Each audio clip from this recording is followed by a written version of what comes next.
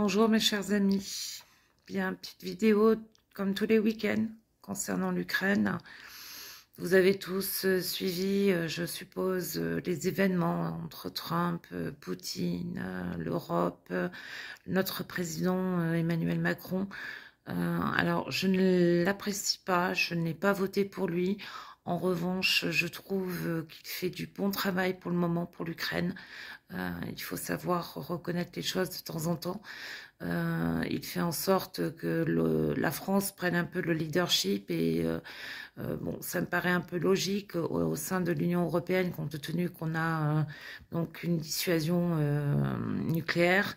Un travail avec le Royaume-Uni qui se rapproche également de l'Europe pour aider l'Ukraine, du moins de l'Europe, de l'Union européenne exactement. Nous avons Orban, bien évidemment, et Fisco qui essayent de nous mettre des bâtons dans les roues, mais bon, on sait très bien que de toute manière, les choses se feront. Donc là, c'est mon côté un peu espoir, quand bien même je sais très bien que 800 milliards, ça se trouve pas comme ça du jour au lendemain, que nos armées ont besoin de matériel, que nous sommes un petit peu en difficulté à ce niveau-là. J'ai pas aimé non plus que J.D. Vance, donc le vice-président américain, ose dire que on ne sait pas se battre en Europe. Il en oublie nos soldats qui sont morts en Afghanistan. Il en oublie nos soldats qui sont morts au Mali, au Liban. Depuis 1973, c'est-à-dire suite au saut des parachutistes sur Kolwezi, eh bien, nous avons près de 600 soldats qui ont laissé leur vie au nom de la France et aussi au nom de l'ONU. Donc, bon, ça, c'est très moyen. D'autre part, nos soldats savent se battre et moi, j'ai complètement confiance en nos soldats. Maintenant, vont-ils aller en Ukraine? Eh bien, je pense qu'à un moment donné, ça va être inéluctable. On va se retrouver à devoir placer des troupes de l'Union européenne, du Canada, des pays qui sont prêts à envoyer des troupes en Ukraine. Pourquoi? Ben parce que déjà, le président agresseur, génocidaire, Poutine, nous démontre bien que dès qu'il a la possibilité, il en profite pour décupler les attaques. C'est ce qui s'est passé cette semaine sur Kherson, mais également sur Odessa. Odessa qui était relativement tranquille au niveau des attaques, mais voilà, depuis le début du mois, depuis les sorties de Trump, ben, Odessa est pilonné tous les jours, y compris son centre-ville. Ce qui prouve bien qu'on ne peut pas faire confiance à Poutine et qu'on ne pourra jamais lui faire confiance. J'ai échangé avec quelques Ukrainiens cette semaine. C'est exactement ce qu'ils me disent. Ils se sentent vraiment trahis par Trump. Ils se posent même la question de savoir s'il n'a pas changé de camp.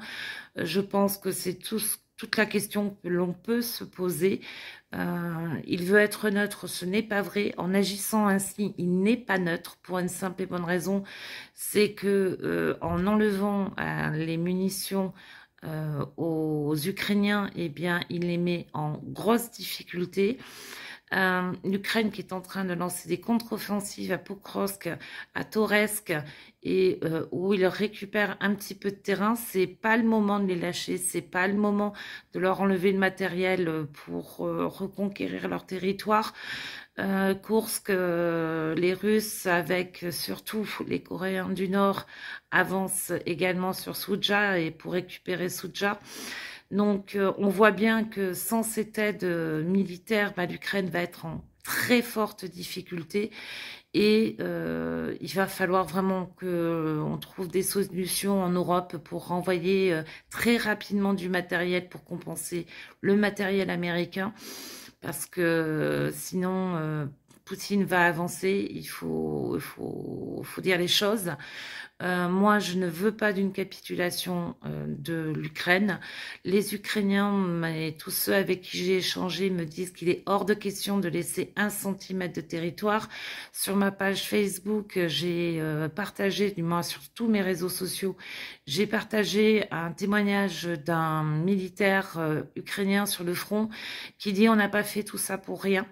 On n'a pas perdu autant de camarades, autant de frères d'armes, autant de personnes dans notre pays pour ça. C'est-à-dire ça, c'est laisser des territoires à Poutine. Il en est hors de question pour eux. J'ai échangé également avec d'autres personnes dont le discours est également celui-ci, me rappelant et me martelant que Poutine est un menteur. Tous ces témoignages que j'ai actuellement voilà, vont dans le même sens.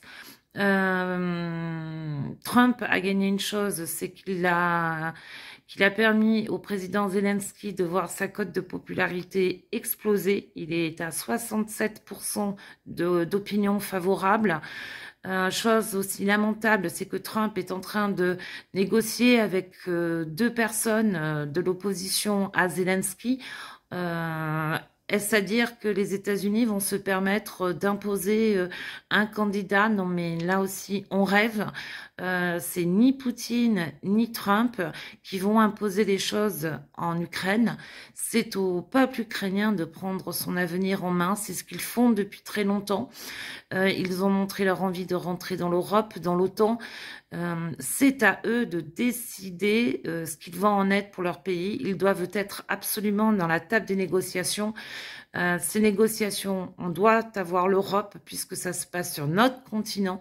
Je le martèle depuis quelque temps, mais l'Europe ne doit surtout pas se laisser avoir par Trump et Poutine aussi de leur côté. Les gens ont un peu de mal à comprendre que ce qui se passe sur notre continent avec la guerre en Ukraine, c'est aussi une forme de liberté qui est là, qui se battent pour ça, pour notre liberté, parce que regardez un petit peu les élections ces derniers temps, là où je suis un peu rassurée, c'est que l'Allemand Merz semble vouloir être plus vindicatif que Scholz, vouloir aider un peu plus l'Ukraine. Donc espérons qu'il leur enverra les taurus comme il l'a promis dans sa campagne électorale. Quoi qu'il en soit, on ne doit pas faiblir. Comme je l'ai dit la semaine dernière, on est à un tournant de l'histoire. Donc, il faut absolument tenir et aider l'Ukraine. Slava Ukraini, Heroyam Slava.